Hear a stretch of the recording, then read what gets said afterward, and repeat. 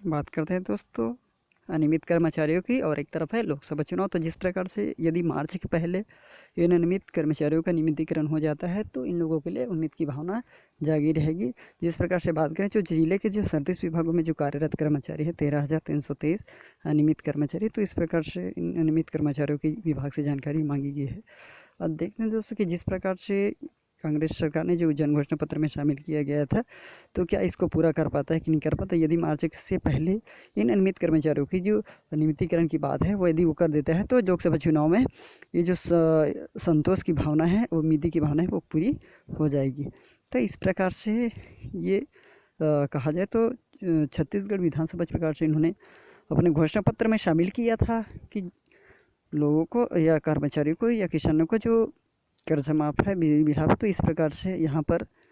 अनियमित कर्मचारियों को भी नियमितीकरण करने की भी यह बात रखी गई थी। जिस प्रकार से लोगों में एक भावना जाग गई है कि अनियमित कर्मचारी है, उन लोगों का एक उम्मीद है और विश्वास है कि अनियमित कर्मचारी जल्द ही नियमितीकरण हो जाएगा। तो इस प्रकार से किसानों का जो कर्जा माफ़ी को देखते हुए ऐसा लगा है कि कांग्रेस सरकार के ऊपर विश्वास जग गया है, और लोकसभा चुनाव से पहले इस प्रकार से यदि ये नियमितीकरण हो जाए तो बहुत बढ़िया होगा। नमस्कार दोस्तों, स्वागत है हमारे क्षेत्र प्रति सीजी न्यूज़ चैनल में। दोस्तों, जिस प्रकार से हमारी दिन के दिन लोकसभा चुनाव की चल रही है, और उसी प्रकार से जो जन घोषणा की बात करें तो जन घोषणा आवाज़ की जो चर्चा हो रही है, तो वास्तव में जिस प्रकार से कांग्रेस सरकार ने विधानसभा चुनाव के अनुसार जिस प्रकार से घोषणा पत्र चालू बनाया था, उसी प्रकार से लोकसभा चुनाव के लिए जन आवाज़ के माध्यम से जन आवाज़ का आयोजन करके जन घोषणा पत्र तैयार किया जा रहा है। जिस प्रकार से बात करें जन घोषणा पत्र में जिस प्रकार से शामिल किया गया था कि संविदा कर्मचारियों की जानकारी मांगने के बाद उनकी इस तरफ जो शासकीय विभागों में जो विभिन्न पद में जो कार्यरत अनियमित कर्मचारी है तो उनकी जानकारी मंगाई गई थी। और जो चुनाव की बात करें तो लोकसभा चुनाव करीबन कहा जाए तो मार्च में होना है। तो इस प्रकार से इन्होंने अपने वादे के अनुसार जो कांग्रेस की सरकार है संविदा कर्मचारियों से जो जानकारी मांगी गई थी, और वो जो जानकारी थी जो नियमित करने की, तो वहाँ पर जन घोषणा पत्र के जो अनुरूप कांग्रेस सरकार ने भी लोकसभा से जो पहले ही अनियमित कर्मचारियों को अगर साधने अपने या फिर अपने वादे के अनुरूप कार्य शुरू कर दी है। और कहा जाए तो यदि पंचायत एवं ग्रामीण विकास विभाग की बात करें तो समस्त विभागों द्वारा राज्य, जिला, जनपद एवं पंचायत स्तर पर कार्यरत सभी जो कर्मचारी हैं, कर्मचारियों की जो जानकारी मांगी गई थी ताकि लोकसभा चुनाव से पहले नियमितीकरण की जा सके, जिसके तहत जिले से जो शासन के जो सभी विभागों की बात करें, जो 26 विभाग में जो कार्यरत है 671 संविदा कर्मचारियों की, तो इसकी सूची भी भेजी गई थी। लेकिन बता दें कि शासन ने सभी स्तर के अनियमित कर्मचारियों की सूची मांगी है। और दरअसल बात यह है कि अपने क्षेत्र के जो दायरे पर पहुंचे पंचायत एवं ग्रामीण विकास मंत्री टी.एस. सिंहदेव की बात करें तो यहाँ पर बात रखी गई थी कि जिसमें उन्होंने स्पष्ट किया है कि जो सरकार शासन है तो सभी अनियमित कर्मचारियों के साथ न्याय करेगा। और उसके बयान के बाद ऐसा लगता है कि जो जिले में जो कार्यरत 37 विभागों के जो 13,323 अनियमित कर्मचारियों में उम्मीद जाग गई है कि शासन से जिस प्रकार से इन्होंने जन घोषणा पत्र में शामिल किया गया है कि अनियमित कर्मचारियों को नियमित करने की, तो इस प्रकार से लोगों में जो कर्मचारी हैं इन लोगों में थोड़ा सी जाग उठी है। कहा जाए तो उम्मीद की बात करें तो इन लोगों के ऊपर उम्मीद आ गई है कि हमारा नियमितीकरण हो जाएगा। तो इस प्रकार से जिले के जो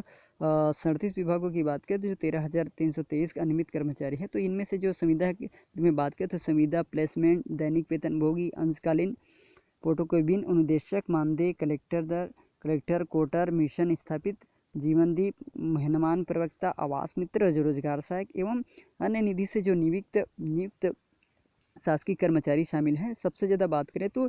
4,602 कर्मचारी महिला एवं बाल विकास विभाग में हैं। जो स्वास्थ्य विभाग में 3,775, और शिक्षा विभाग की बात करें तो 2,118, और नगर निगम में बात करें तो 1,096, और मनरेगा की बात करें तो 802, और आदिवासी जो विकास विभाग में जो बात करें तो 530, सर्व शिक्षा अभियान की बात करें तो 73, हाउसिंग बोर्ड में 39, बेयरफुट टेक्नीशियन मनरेगा एवं RMS में जो 25, छत्तीसगढ़ सामाजिक अंकेक्षण की बात करें जिस सोशल ऑडिट में तो 23 कर्मचारी कार्यरत है। तो इस प्रकार से PMAY में 19, स्वच्छ भारत मिशन ग्रामीण के अंतर्गत एवं RGSA में जो 17 कर्मचारी कार्यरत है, और प्रधानमंत्री कृषि सिंचाई योजना में 16 श्रम विभाग, उद्यान विभाग, DPRC, पंचायत संसाधन केंद्र, राष्ट्रीय आजीविका मिशन में 10 कर्मचारी। इस प्रकार से बात करें तो जिले के जो 37 विभागों में जो 13,323 अनियमित कर्मचारी है, तो इस प्रकार से शासन से इनकी जानकारी मांगी गई थी। इसको ऐसा लगता है कि जिस प्रकार से देखा जाए तो जो चुनाव, लोकसभा चुनाव की बात की तो लोकसभा चुनाव जिस प्रकार से फरवरी माह तक यहाँ जो कार्य की बात करें तो नियमितीकरण की, तो यहाँ कार्य यदि इस समय देखें तो नियमीकरण का जो लाभ देने का जो मात्र समय कहा जाए तो यहाँ पर 2 महीना बचा है। 2 माह के अंदर यदि शासन से यही प्रयास है कि जो फरवरी माह तक यहाँ कार्य पूर्ण कर लिया जाए तो अच्छा रहेगा, ताकि जो कर्मचारियों में लोकसभा चुनाव के दौरान जो सरकार की जो कार्यप्रणाली की बात करें तो किसी भी तरह असंतोष की भावना ना रहे। देखा जाए तो ये हालांकि ये जो शासन है, शासन ने अभी तक आदेश आने की वजह से जिक्र जिसमें अधिकारियों की कुछ भी कहने की बात नहीं है, लेकिन जिस प्रकार से जानकारी मांगी गई है उस प्रकार से उनकी ये जो कार्य है वो प्रगति पर है। तो इस प्रकार से देखते हैं कि वर्ष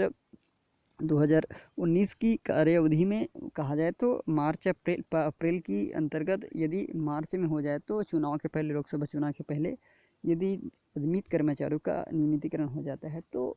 इन लोगों के लिए, नियमित कर्मचारियों के लिए उम्मीद की भावना जाग उठी है। ठीक है दोस्तों, फिर मिलते हैं एक नए वीडियो के साथ, तब तक के लिए जय हिंद, जय भारत, जय छत्तीसगढ़।